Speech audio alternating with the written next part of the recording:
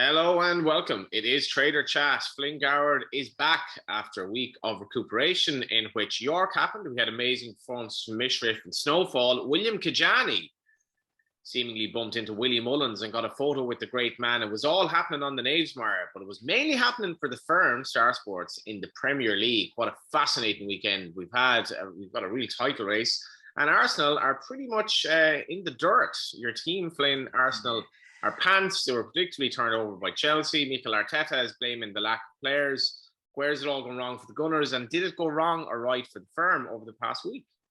Well, in terms of the firm, it wasn't a great week, mainly on the racing front, but we will come on to that shortly. We started in the right place with the Premier League, and in my case, we started in the wrong place with Arsenal. Obviously, being a big Arsenal fan myself, very disappointing to see that the way that we're performing at the moment. I do understand Arteta's point of view, saying that we are missing lots of players. I think if you watched the Arsenal-Chelsea game, you can see that half of the team weren't fit. Saka didn't look fit at all. Hasn't played 90 minutes in a long time, and he just seemed to be a step behind everyone else. I think we also bumped into one a little bit playing Lukaku in his first game for Chelsea.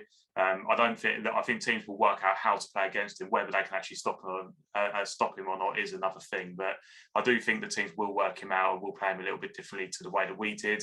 We seemed to just surround him, and that just left Reece James just miles open on the right-hand side.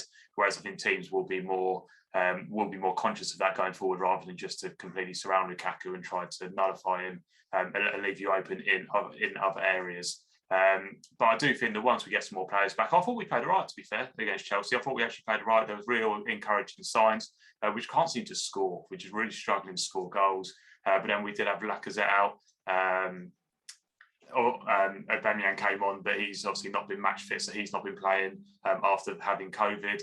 So we are kind of struck with loads of injuries at the moment, and hopefully when we do get some players back, we'll start performing well. But speaking about Arteta there, Johnny, he's shortened to be the next manager to leave his post. So we've got special next Premier League manager to leave their post.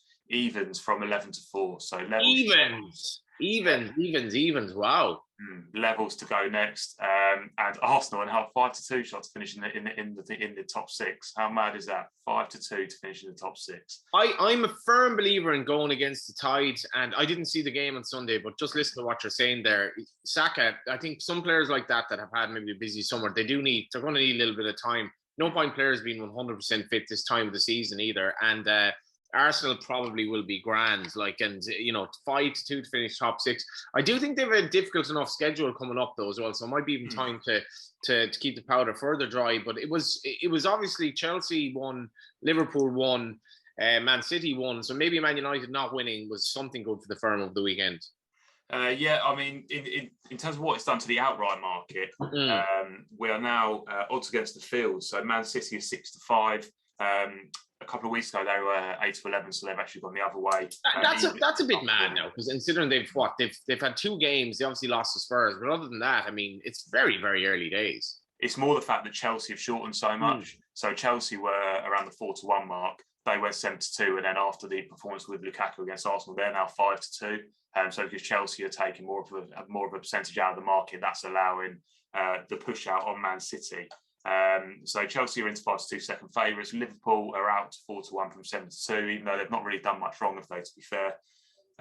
Manchester United are at 15-2 after drawing against Southampton. That it was from 13-2.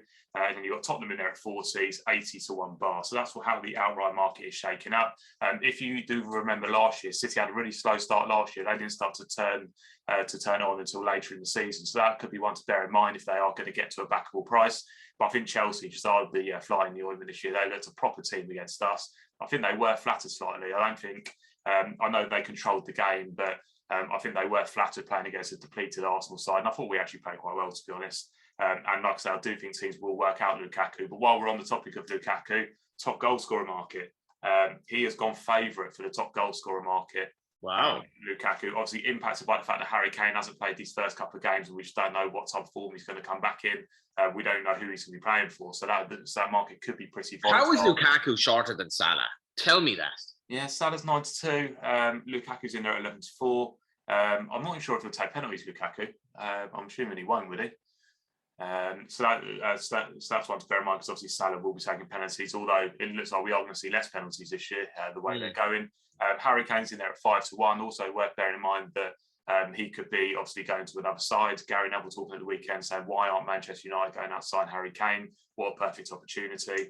So could be looking to go to United, could be looking to go to obviously City, or he could stay at Spurs. If he goes to City or United, you'll see that 5-1 disappear pretty quickly, I'd imagine.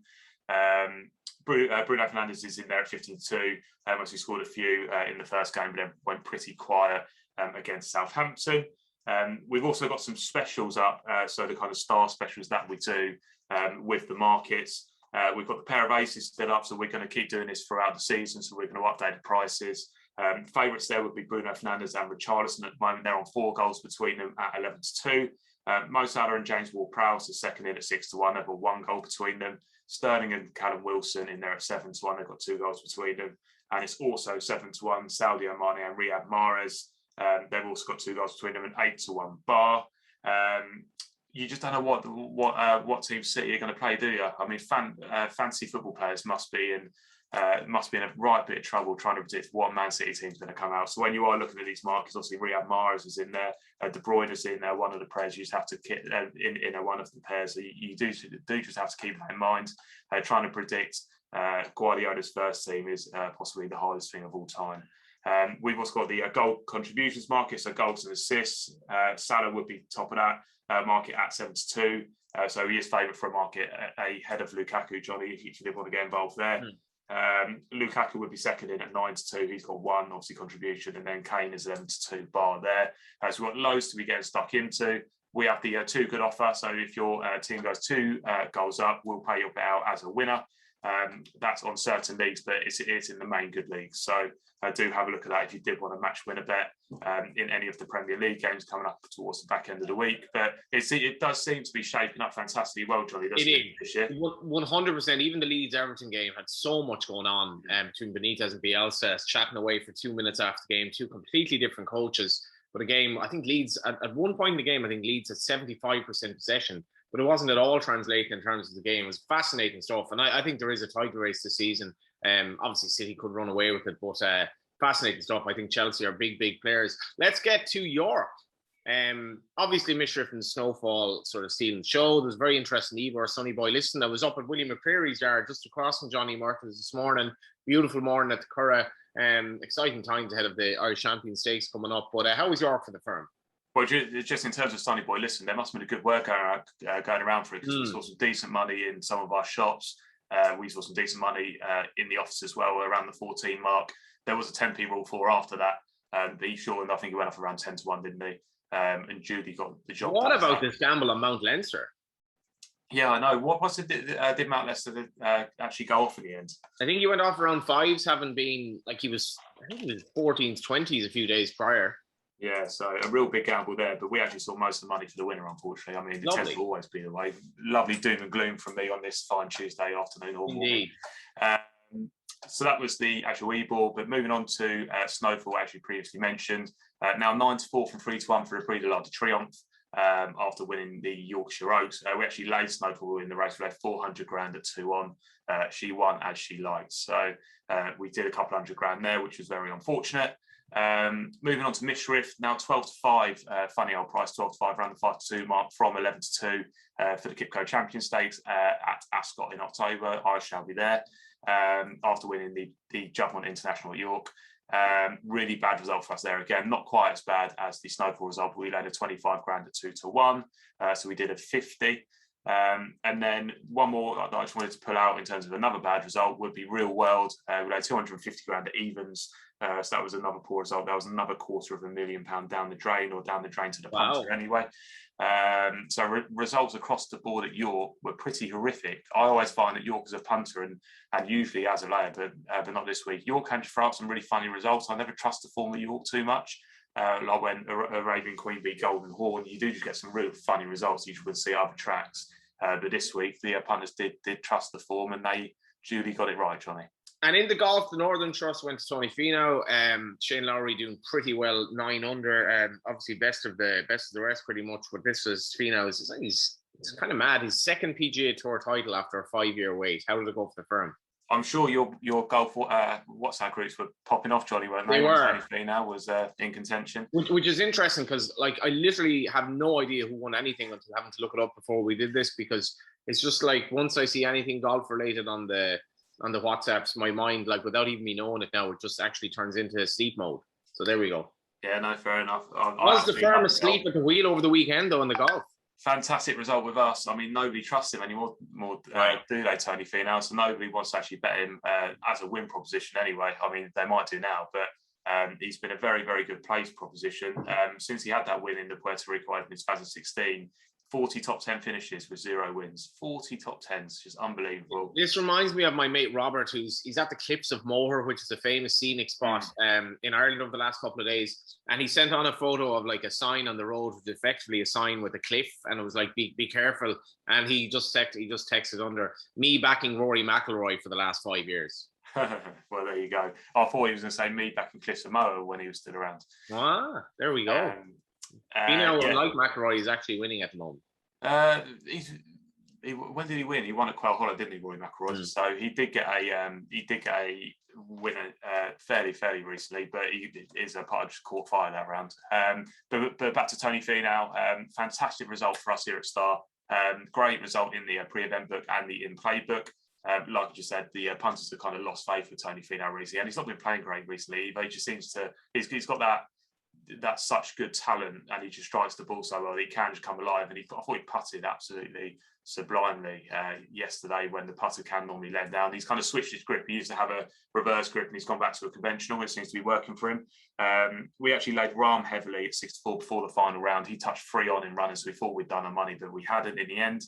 He did look the winner on quite a few occasions. He just did absolutely nothing wrong until 16. Where he knifed one when he should have really just got up and down for birdie, and then he made a bogey. So he just struggled on the journey in. There was actually a playoff, so Tony Finau played Cameron Smith in the playoff. Cammy Smith would have been a decent result. 2 really nice blokes as well. I really like seeing them both in the playoff. Cameron Smith, first tee shot in the playoff, just kind of completely sliced one out to the right and went out of bounds. And from there on, it was Tony Finau to go and win, and he duly found the centre of the green and made a par. So we have got some decent golf coming up as well. We've got the Bmw Championship. So what we've actually got at the moment is it's the playoffs. For those of you who aren't familiar with the kind of golf format, it's the FedEx Cup playoffs, where you have the field gets whittled down. I think it went to 70 this week. I think it goes to 40 after the Bmw Championship. It's all done on rankings, and then all the 40 play East Lake in the actual FedEx Cup Tour Championship. And the way they do it this time around, and they did it last year, I'm not a massive fan of the format, to be honest. I think it's a load of rubbish, but they actually stagger the starts. So the leader in the rankings after the Bmw Championship will start on a certain score, and then they'll work down from that. So I think they get a 2-shot head start on the field or on the second place, and then so on and so on. So it does get a staggered start. We will be pricing up if they're all off levels, and we'll price up the actual kind of who's going to win the FedEx Cup as well. So we'll price both of them up in 2 weeks' time. But this week we've got the Bmw Championship that has now been priced up on site. John Rahm 13-2 favourite for the Bmw Championship. Got great form around there. Schauffele 16-1. Cammy Smith 20-1. That feels short. Colin Morikawa 20-1. DJ 20. Spieth 20. JT 20. Put up a great performance this week. And then Koepka's in there at 25, along with DeChambeau. So some real big names. Obviously, it's a huge event, huge amount of money the FedEx Cup's worth. I think it might be $10 million to the winner or something stupid. So real huge amount of money. Great tournament to get involved with. We're at the moment we're a quarter 5 places. That could change, just to keep an eye on the place terms. And then in a month's time, Johnny, I'm sure you'll be glued to the Ryder Cup, surely. No, I won't. And I won't be glued to Love Island either, which is how we're going to actually conclude the show. Now, there is no love to rival the love in the face of William Kajani of our own Star Sports in that photo with Willie Mullins, who in fairness looked quite happy as well from Europe. But Love Island, I've no idea what we're going to talk about here. I think it's absolutely an abomination how much media coverage this is getting. I can't seem to escape it. But obviously people are betting on it. They are indeed. It was a really poor series actually to watch. I found it pretty boring. It's one of those shows that towards the start to middle, it's good because you find out who people are and they're all meeting each other. And then when you get towards the end, it just gets a bit boring and stagnant, to be honest. But last night we did see the conclusion of Love Island. Millie and Liam were your 2021 winners. They went through a bit of a rocky stage when they went to Castlemore, and Liam was being a bit of a naughty boy. He was up to no good. Yeah, he was.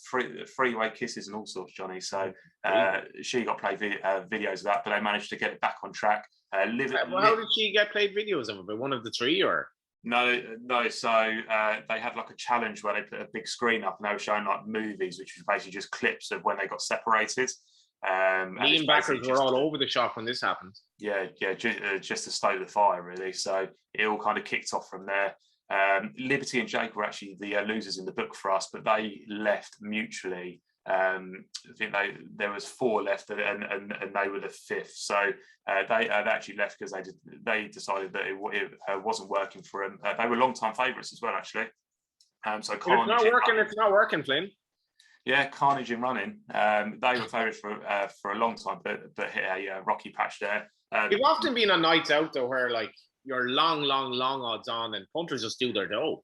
Yeah, exactly. As in me anyway. I can't really. You have a baby on the way. You're obviously in a very successful relationship. You're a young man with your whole life ahead of you, and maybe your nights out actually worked out quite well.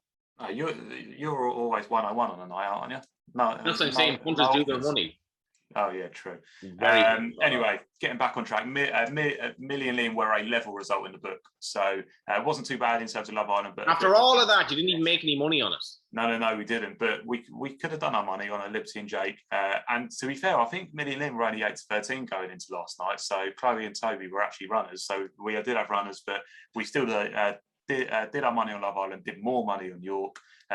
Got a little bit back on the golf, but nowhere near what we lost in the racing, and some big moves in the Premier League. So we've got a lot to look forward to coming up. And Johnny, it won't be long until we're talking about the jump season, eh? I can't wait. It's great to have you back, Flynn. Thank you very much. Yeah, that was Trader Chat. Check out the website for all the special offers. Lots going on in the Premier League, in racing. The Arc isn't far away. Champions Stakes not far away.